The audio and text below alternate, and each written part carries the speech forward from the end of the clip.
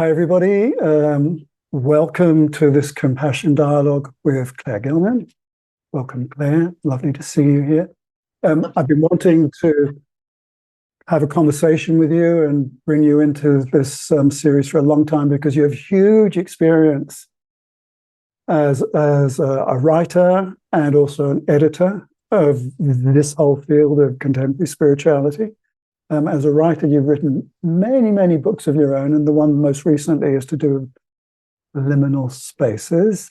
And the conversation we're going to have, I'm sure, is going to be both insightful about spirituality and also insightful about the people who are teaching it and the insights we get from them. So I'm really looking forward to this conversation. Thank you for being with Me too. Welcome. Thank you. So let's start where we like to start, which is what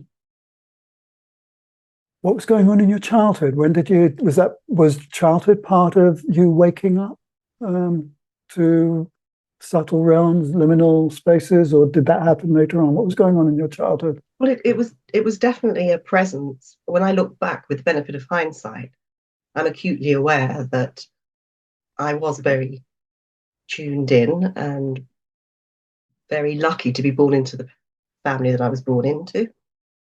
But I don't think it was made overt in our household. So I was very aware that my mum had these amazing psychic experiences. Like what? So, for example, we had a place down at Canberra Sands, and it was our habit to walk along the seafront in every evening before we went to bed.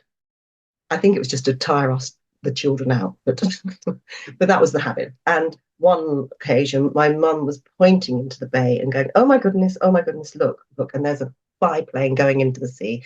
Why is nobody doing anything? And my dad was slightly embarrassed, and we were looking and we couldn't see anything.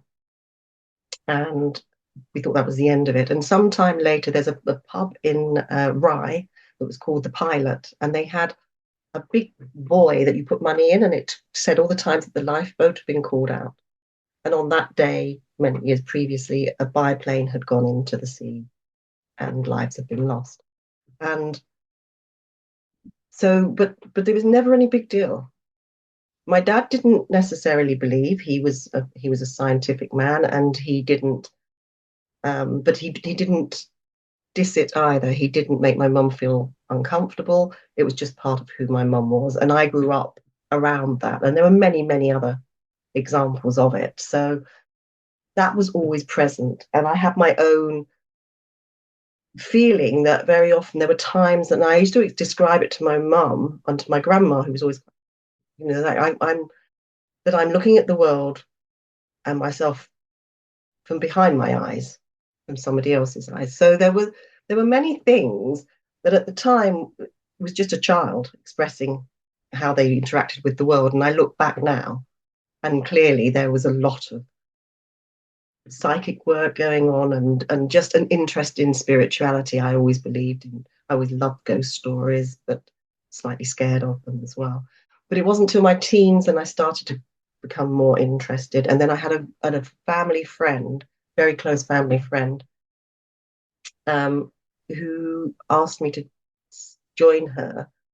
She was pretty convinced that I had spooky tendencies, as she used to put it, and she invited me to sit in healing circle with her, and I did that from the age of about 20. But it was a strange one, really, because it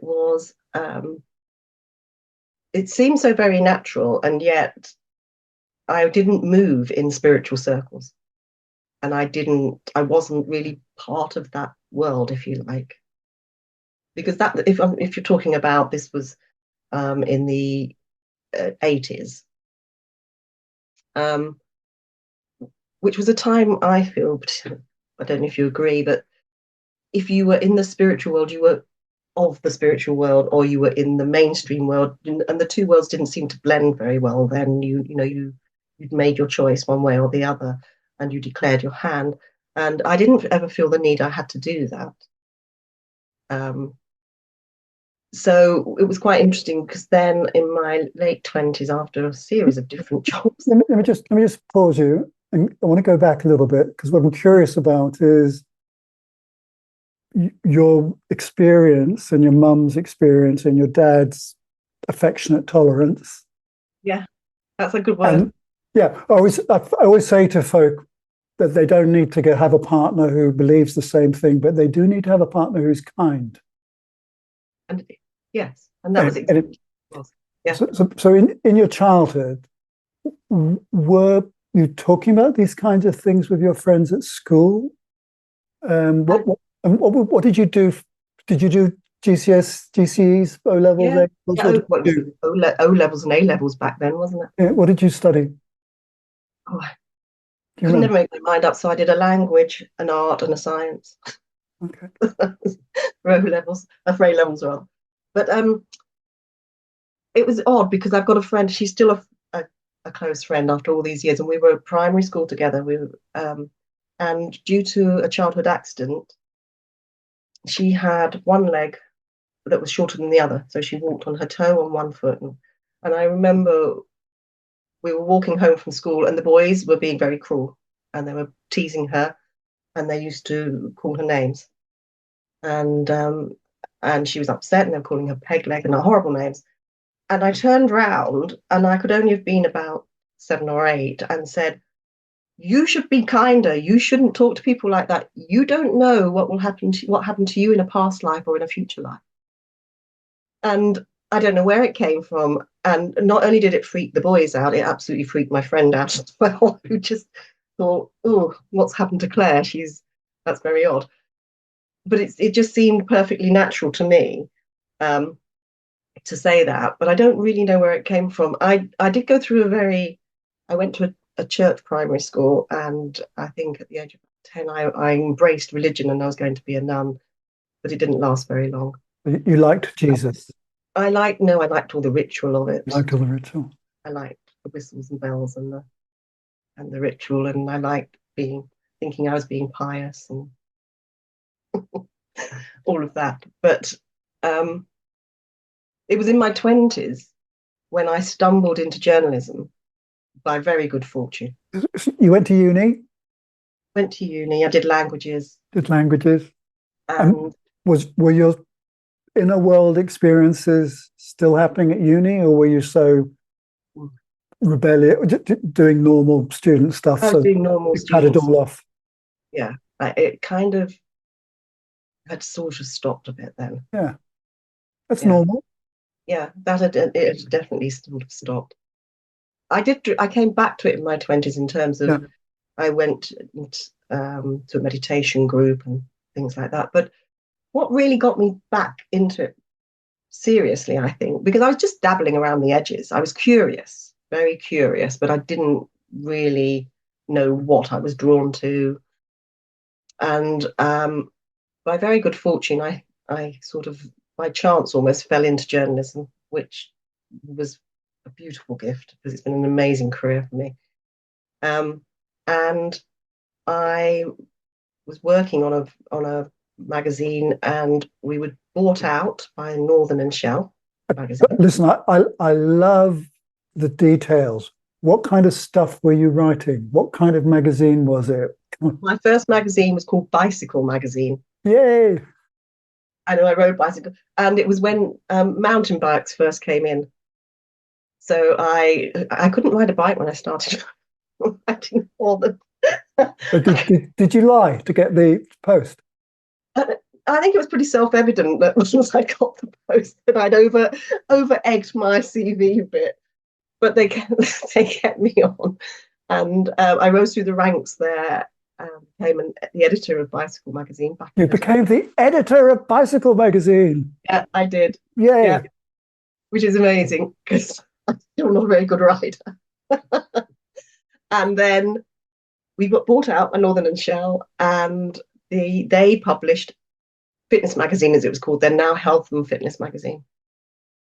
And when the editor left, they asked me to edit Health and Fitness magazine. And of course, this was at the time when alternative therapies, or complementary therapies as they were called then, were starting. And I was very keen that we had a large section on all of these different practices. And so I started talking about Alexander technique and all these different modalities. And I would report on them because I was drawn to them. And from there, I started to bring in more and more of these. All right, so I'm going to pause you again. Of the modalities and therapies that you reported on and you tried out, which were the ones you liked the best? I adored Ayurveda. Which parts of Ayurveda? Sorry? Which part of Ayurveda? Well, one that got me into it was Indian head massage, and I thought, oh, this is amazing. But from there, I moved into the dietary side of it. So that was, I was very drawn to. And then, of course, I got into Reiki. But the weird thing, William, is with all of this, like many people, when you're experimenting and you're trying all these different things, I kept thinking, there must be one that I could be really good at. There will be one that I will feel that's for me, and I will have found it. But I was drawn to many different things, and it took me many, many years. I mean, into many years later, when I was editing Kindred Spirit, I couldn't understand why I'd never really specialized in one of the modalities or one of the specialisms. Why had I not invested all of my energies into one? And it came to me that that was not my role. That was not what I was here for. What I was here for was to communicate, to make all of these different things that I was exploring and discovering accessible to other people who didn't have those same opportunities that I had. And it became clear to me that my skill set really is as a communicator, as a writer, as a journalist. Right. Let me pause you there, because I want to I'm intrigued to discover whether something else was going on. And let me suggest something to you, and I may be completely wrong. Okay, I'll be honest. Which would be that, like a mature seeker in the modern world, you are tasting different things, and you also happen to be a very good communicator, so you're communicating about them. But in the process of tasting and prepping to write about it, you're in a reflective and contemplative state in order to get the writing appropriate. And that state of contemplative reflection on the practices that you're exploring is in itself a spiritual practice. Do you see what I'm getting at? So, and that would have been a very consistent rhythm.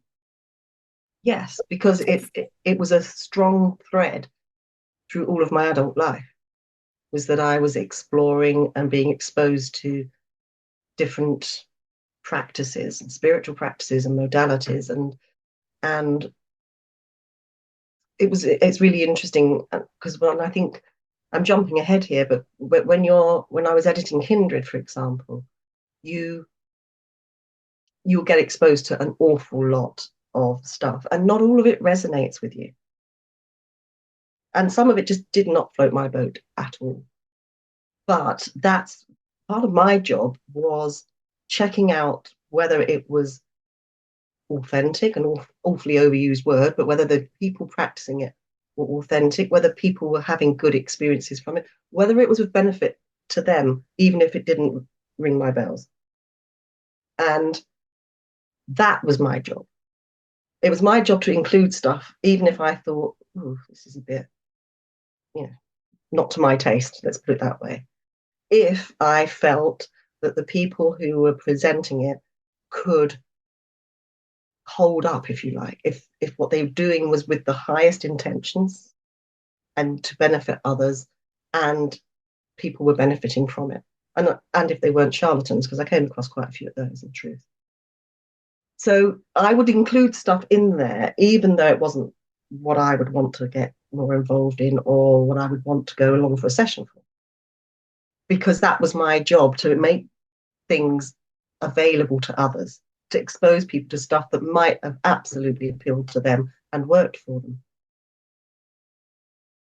And thank you for your service, ma'am. Was I being worthy? Sorry. No, not at all. I'm serious. I'm really serious, because kindred spirit was very, very useful for people. But these conversations are quite personal, right? So the question I want to ask you is, everything you've just described, is that also a pathway whereby you became more mindful, more connected, more loving, more compassionate, more insightful? That's your spiritual path for you, as well as one that is of service to others. For sure. For sure. I think all the raw ingredients were always there. But I was very distracted when I was younger. And I was one of those. I think if you go into journalism, be interested to know what you think about this as well as a journalist. You have to be curious. You have to have that curiosity, want to know more, want to dig deeper. But the downside of being curious is that it's, ooh, shiny, shiny. So I'm off after that. Ooh, shiny, shiny. Ooh, that's interesting. And I'm off after that. That was very much my path when I was younger. But as I kind of was able to pull in the edges a bit. I still, even to today, someone will talk to me about it, and I think, I would love to try that. I would really like to know more about that. I would really like to try it. So that's part of who I am. But as you say, I think the kindness, the self-knowledge, the time to, the self-contemplation and being honest with yourself, that's come through years of being exposed to lots of different things, I think. So in your role as an editor and a journalist, can you unpack your personal process of, here's a new practice or practitioner, you go in and experience it, possibly you're witnessing it as you have the experience, or you're surrendered to it, depending what it is. And then you come out of it. And what happens in between you coming out of what you've just experienced and the writing? Yeah. What goes on for you in that period? It does rather depend on the deadline, but time permitting. I would often see more than one practitioner, because I really feel with many practices, personality does. It shouldn't, but it does play a part. So I would try to see more than one practitioner in that new field that I was unfamiliar with. And then, so between doing the research, having the experiential part of it, the practice, and then writing, though I would always try and have a bit of a pause. I have my notes, but I also wanted to sit with it, let it settle. Because often I would come out of something, I thought, oh, that's absolutely amazing. That was great.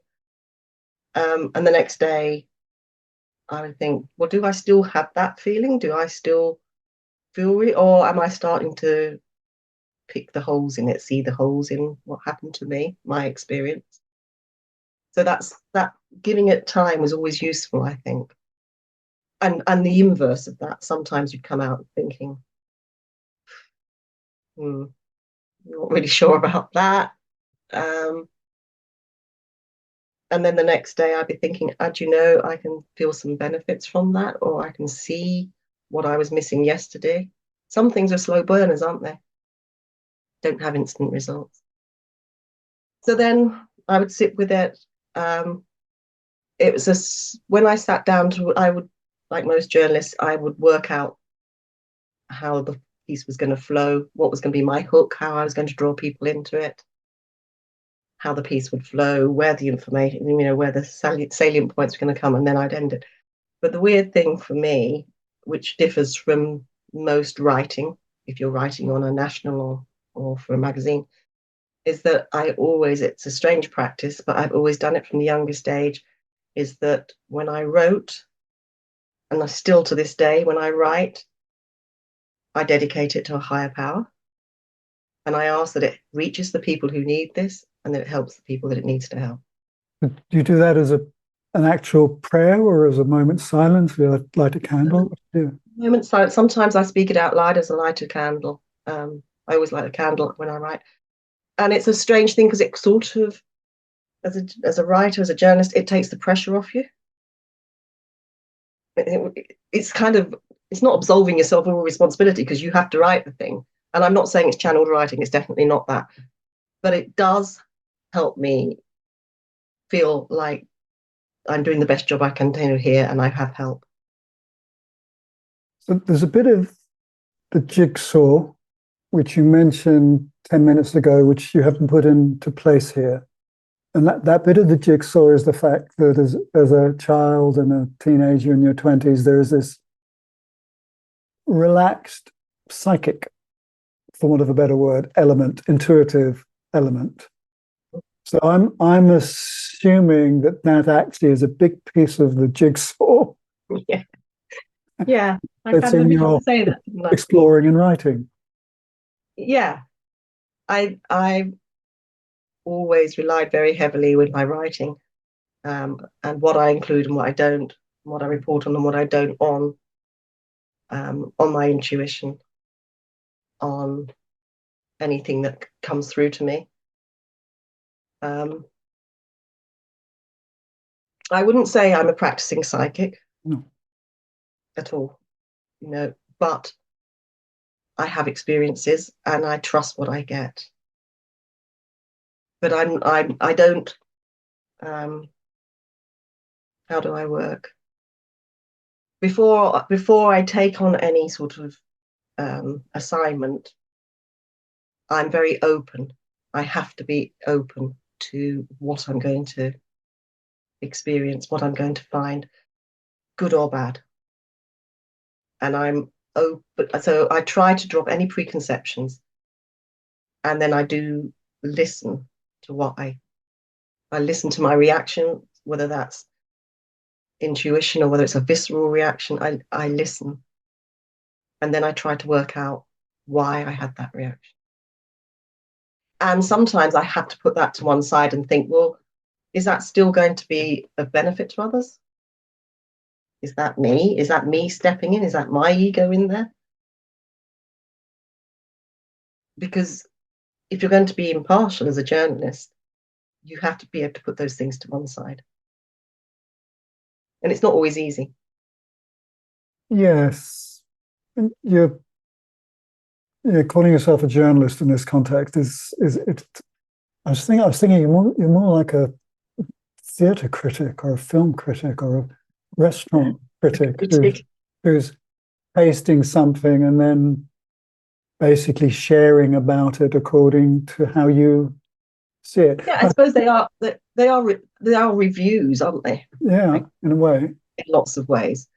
But also there's something that comes along, and I didn't source all this stuff. Lots of people would write in and say, this is great. Or people would get in touch and say, have you ever done anything on this?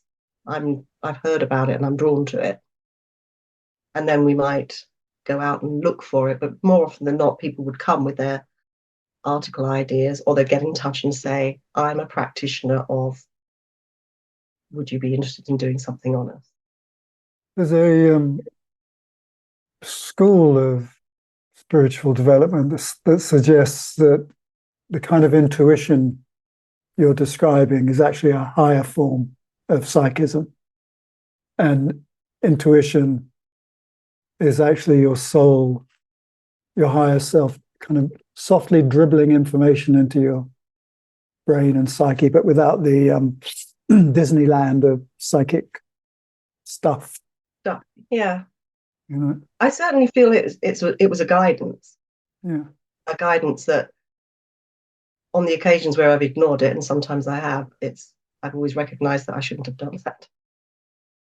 And it also sounds like you have an inbuilt, very strong ethical compass. Yeah, yes, very much so. I think some of that is innate. I think sometimes you're born with that. But also I grew up, I was blessed. I grew up in around good people, Mm.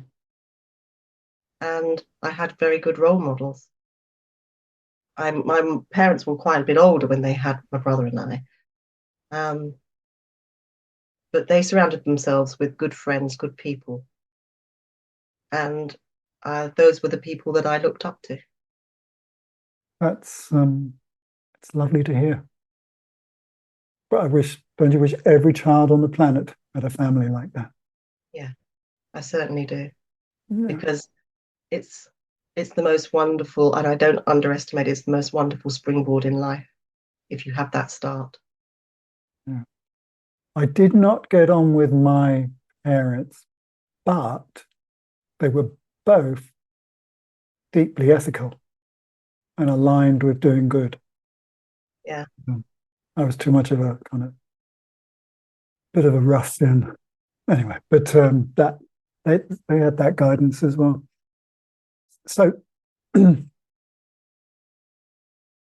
kind of feeling into what I want to draw out of you in this I'm getting conversation. nervous now. No. It's like I'm going. Who was the best? Who did you like the most? What was the most useful for you? Who really touched your heart? This is which of these restaurants got 3 stars? Who? Are you asking me to say who I really love? Yeah, yeah. Who really touched your heart and shifted you? I tell you, one of the people, and it's a very unsurprising, well, it's a very surprising person, perhaps, I think, because I did a piece for Kindred about a woman called Immaculée Ilibaganza. I'm not sure if I pronounced that exactly right. I keep getting my tongue twisted around it. But basically, she was a survivor of the Rwanda Holocaust. And the reason she wrote the book that I reviewed and then interviewed her about was because it was her faith. She believed that got her through it.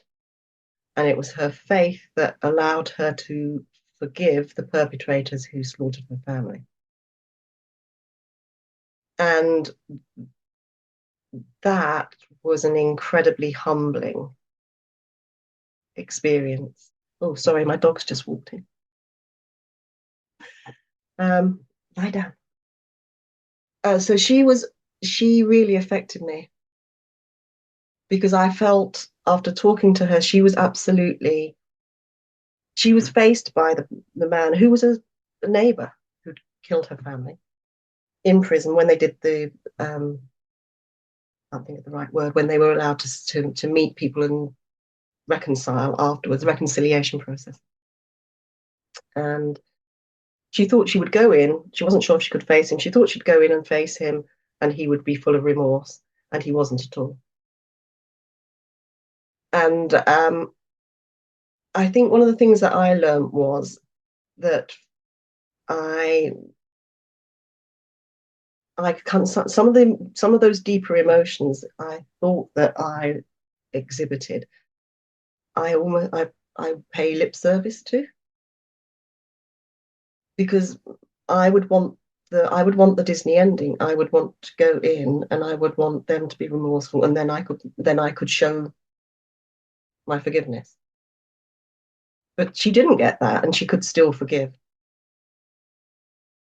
And I think that I had that stayed with me for a long time, and I had to think about whether my goodness, whether my kindness, whether my forgiveness will always qualify, whether they came with caveats. And So that really, really did have an impact on me. But in terms of spiritual, she's not a big name, but Yeah. it was something that shaped me when I was writing. But one of the big people that I Let, really have a huge amount of time for is Denise Lynn. let me ask a question about the woman you've just talked Oh, about. sorry. Yeah, go Can you, or could she articulate what gave her the motivation for that level of spiritual generosity? on. She was religious. It was her Christian faith. It was, I'm not Christian, but I absolutely recognized the strength of it and the power of it for her.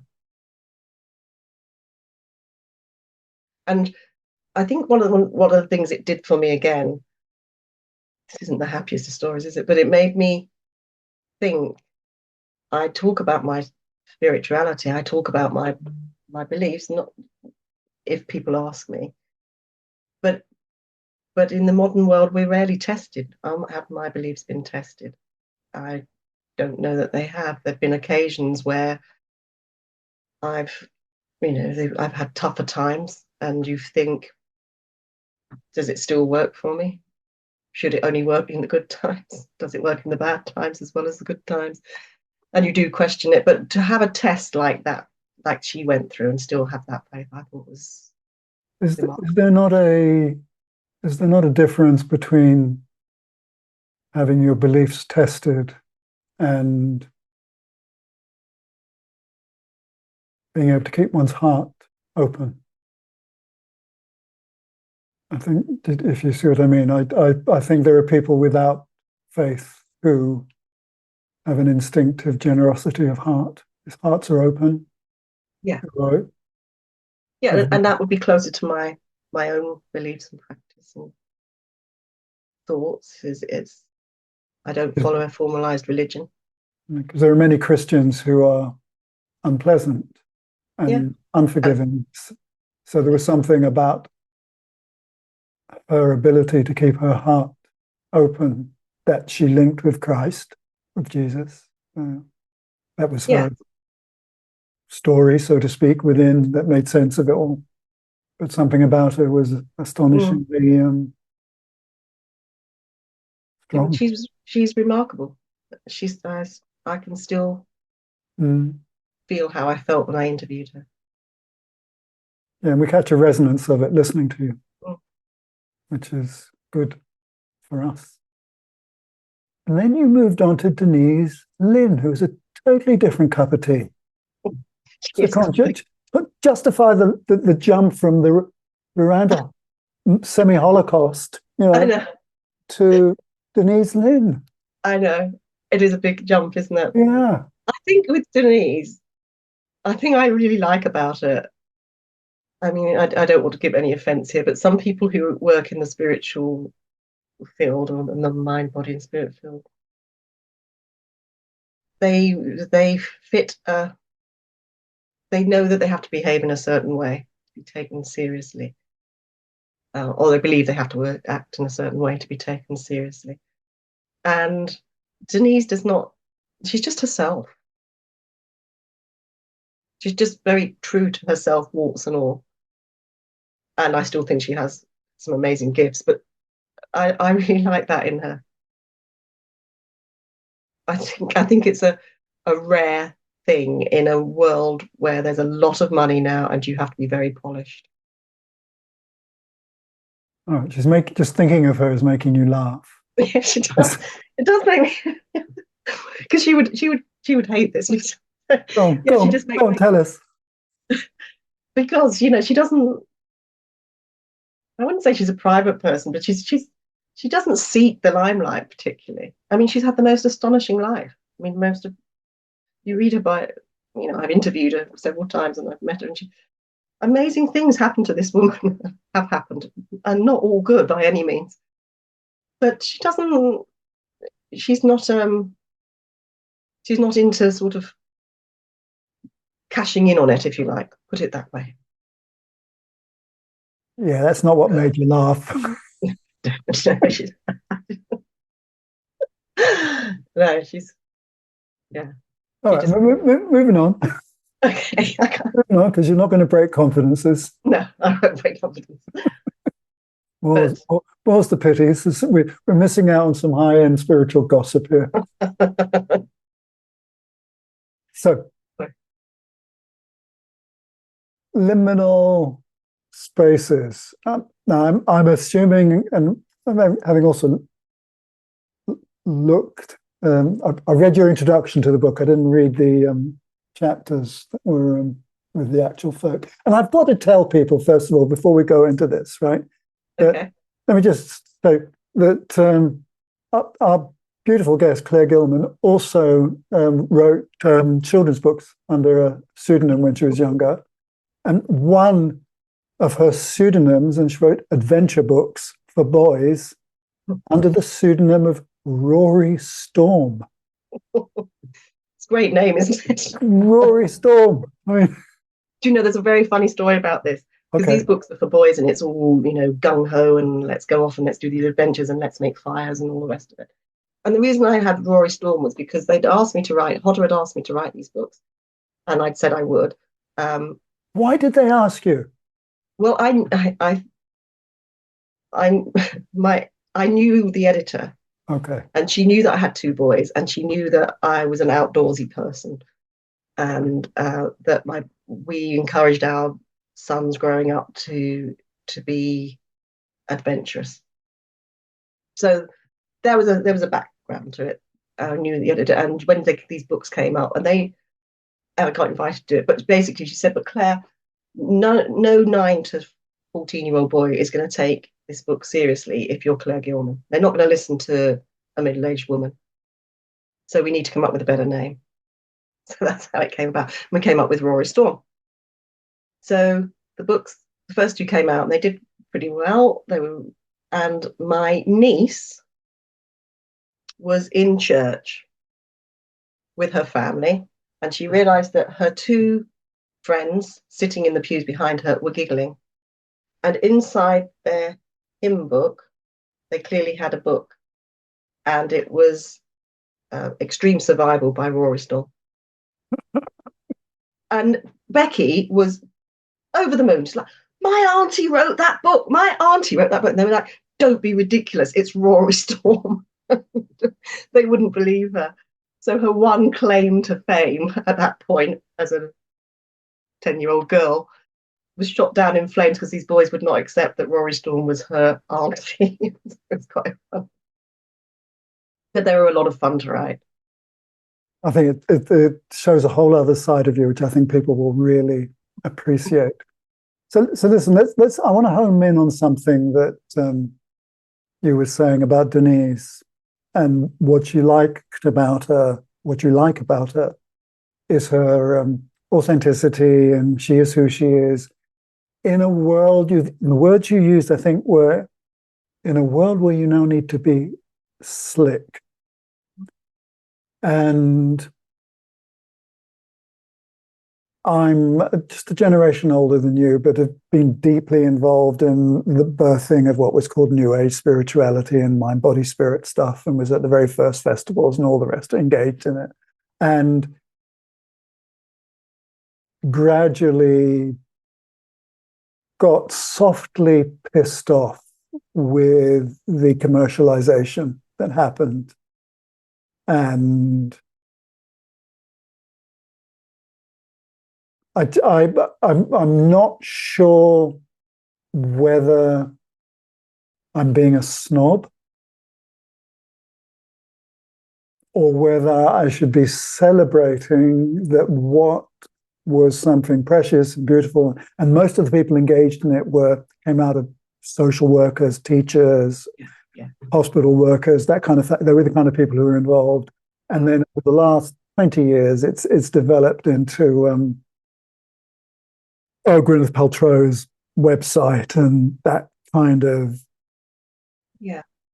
I know exactly where you're coming from, and commercial stuff. And is that good because it's broadcast into the whole system, or is it just evaporated and been taken over? Yeah. I think, I like you, I feel conflicted to a degree because I wasn't there right at the very beginning, but I came in quite early and And I was faced with a lot of this as the editor of Kindred, because I would get people who've been teachers for many years, who knew their stuff, who had, as they felt, served their time. And then we were giving stage, words, space in the magazine to these young people who would come in, flippity gibbets, as they would think of them. And like you, I'm not happy with the commercialization of it, because I feel that there's a lot of good people who should be published who aren't, because they don't have a platform, because they don't fit the look now. So that, I think, is very sad. But on the other hand, I think just because it was really tough in the beginning for a lot of original teachers, it doesn't mean that the new wave of teachers coming through have to go through that tough ridicule and everything else for what they do to be of merit. And so I think there was a touch of sour grapes going on. We had it tough. We weren't taken seriously. We fought for this, and now you're swanning in. I don't subscribe to that. But I feel like it grates, it irritates that people don't do the work anymore. They think they can have instant results. But on the other hand, what I have seen and what I've been guilty of myself is, if I'm putting out a smorgasbord of stuff to tempt people, they're not everything's going to resonate. And if there's more stuff out there, even if they come in at a superficial level, the vast majority of people perhaps will stay at that or move on to the next trend that comes in. But there will be some people who will be drawn in, who will awaken because of this, who would not have done otherwise. And in that sense, we have to embrace it, I think. I think that's the silver lining, that the opening, the funnel is much wider. Yeah. My concern was not to do with the pioneers who felt pissed off because they weren't being validated. My concern was with there was a utopian jewel at the center of a lot of the stuff that was emerging in the 60s and 70s. And there was a vibe, a resonance of love and curiosity and playfulness and generosity and giving stuff away, and quite consistent spiritual practice in the middle of it all. Sometimes a bit earnest, but generally quite pure. And there was a purity there. Yeah. And the bit that bothers me is the loss of the purity to West Coast economics. Yeah. I'm not going to defend it. You're not going to, no. So, but this is where I get conflicted, because I see the thing getting bigger, and then I just go, bugger me. We just seem to have created another religion which has crashed. But I think I'm not even going to try and contest what you're saying, because I feel the same. But my overall thing, I think we have to be positive about this, because we can't reverse it. We can't change that. And I feel that we've got to try and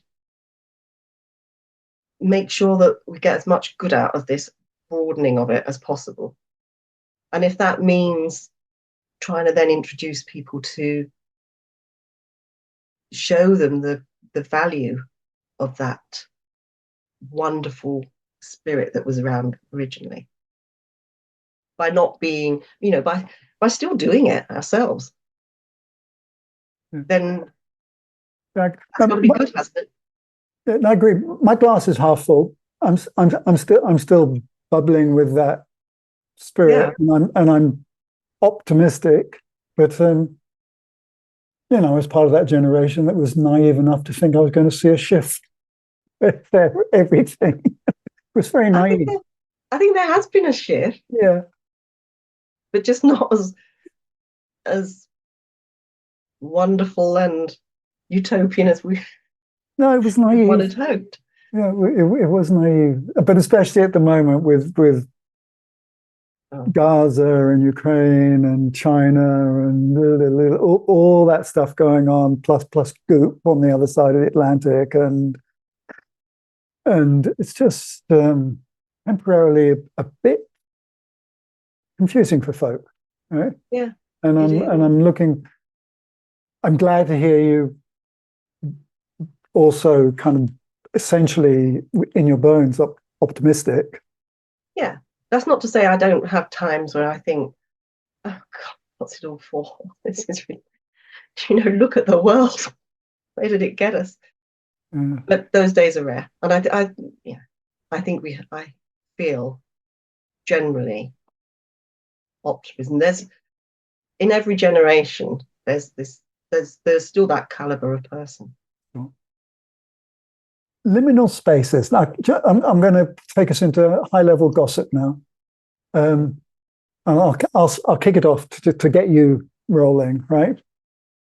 The best quick liminal space I ever had from another spiritual teacher was a 10-second hug that I got from Thich Nhat Hanh at St. James's Church, right? He'd given a talk, blah, blah, blah. I'd watched him down on his knees talking with a child, and he was about to leave. And I just said, oh, give us a hug before you go. Mm-hmm. And he went, yeah. And he was like a butterfly with his monk's robes and just came around me. And I just melted into it for a beautiful liminal 10 seconds, right? So, Claire Gillman, author, writer, journalist, liminal space explorer. Give us some of your good moments. I have to say, for me, a lot of them have been in wilderness places. That sense of the world suddenly, time being suspended, and just feeling this amazing sense of awe, and that there's something much greater than myself. As I've always known it, but when you actually feel it, that goosey feeling, and time is suspended, it's just the strangest thing. And so those are liminal spaces, thin places, and I'm very drawn to them. But I think also, for me, when you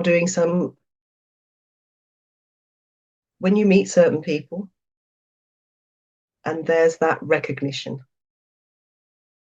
that's that weird recognition that there's some connection with you and that person.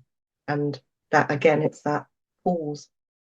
There's a pause when you're in that space.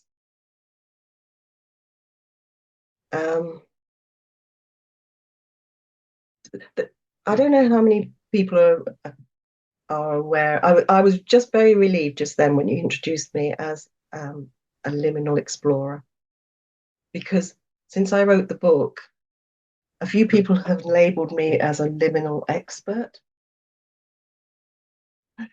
and that's really not what that book is all about, and it's really, really not what I am. That book came about because I felt so drawn to this liminal space, to whether that's the physical or the metaphysical. So the physical liminal space, the boundaries on the edge in wild places, pilgrimage. I'm so drawn to pilgrimage.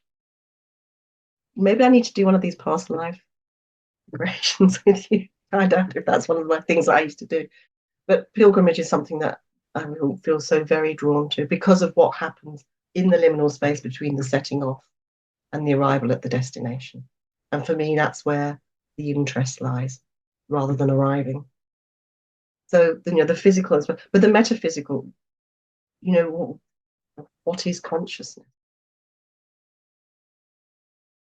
Where is it sited? the big questions that we all ask, what, between sleep and wake, between life and death, those are those liminal pauses. And what I wanted to do when I wrote the book was try and get a better handle on it. Again, it was this curiosity.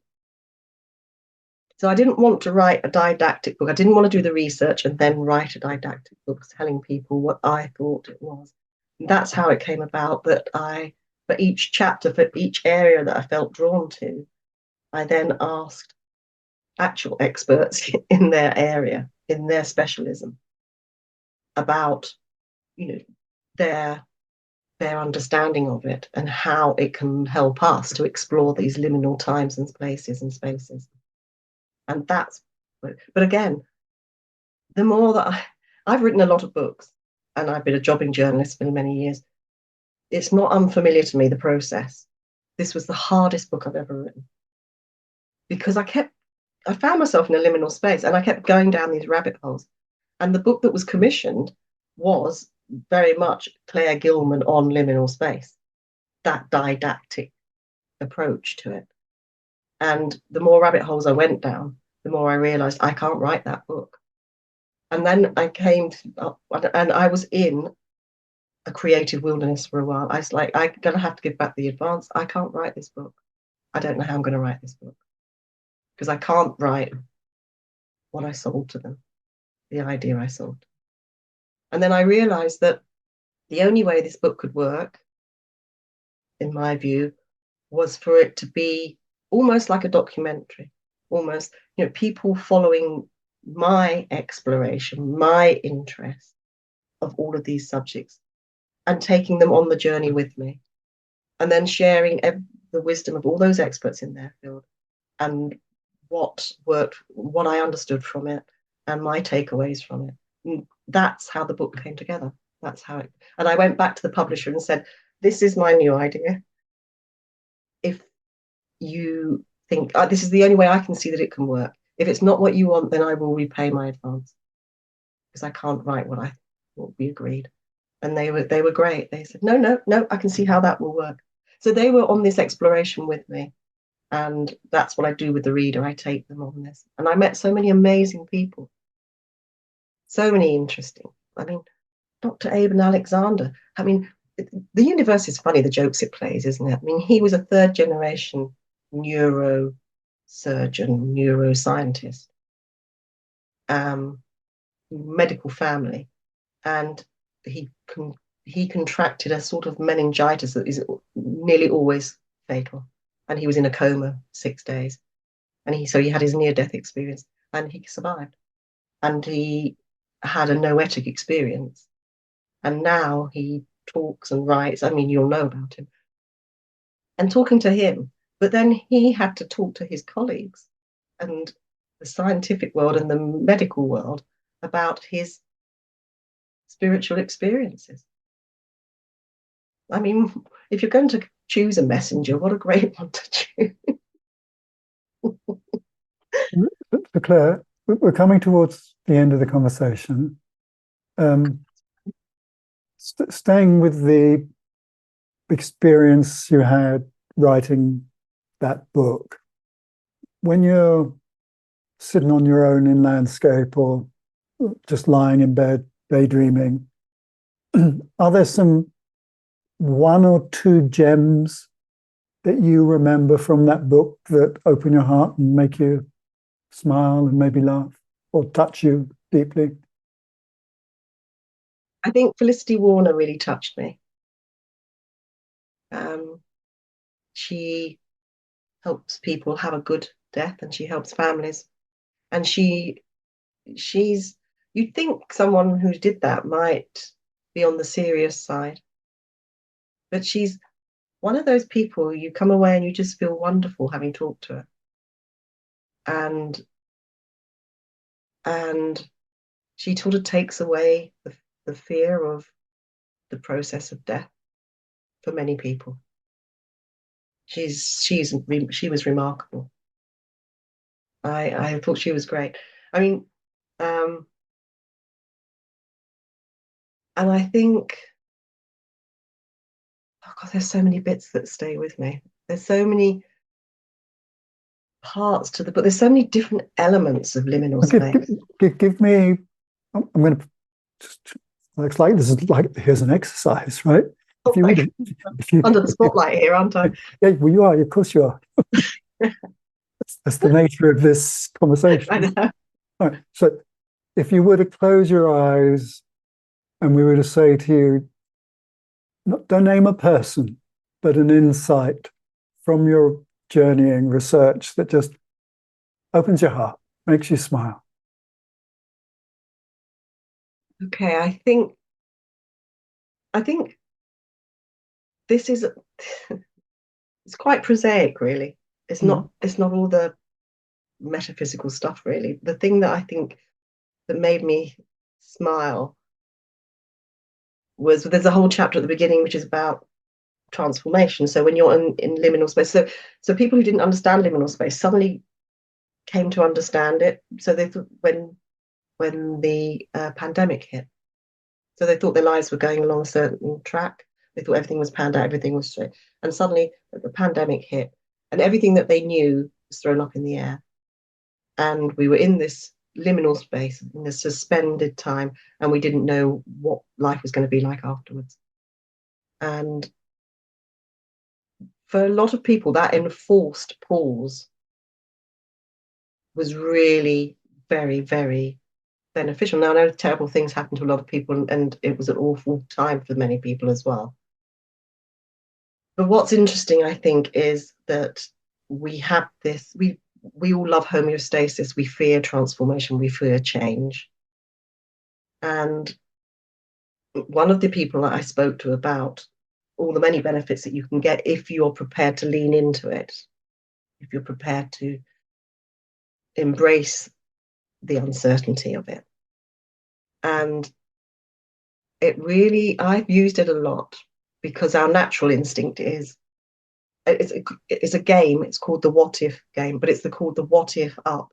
Because what we all do, the worst thing that puts us off taking chances, moving into transformation, or very often, is catastrophic thinking. This what if, and it's this spiral that goes down and down and down. But what if that happened? Oh, I can't do this because what if? And the game is what if up. What if I do it and the business takes off? What if I do it and I meet new people? What if I do it and it opens new doors for me? What if I do it and I have an awakening? And it's just such a simple thing.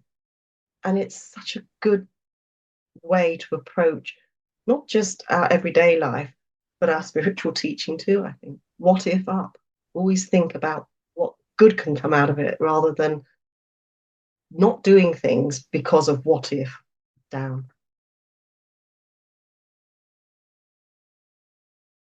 Great note to end this conversation on. Great note.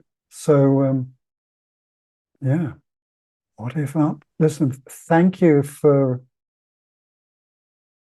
as a journalist and a writer, you've helped create signposts for many people over the last decades, and they've had integrity because you're curious and you're an explorer and your heart is obviously big. And on behalf of all of us, thank you for a wonderful conversation. I've really enjoyed it. Thank you very much for inviting me.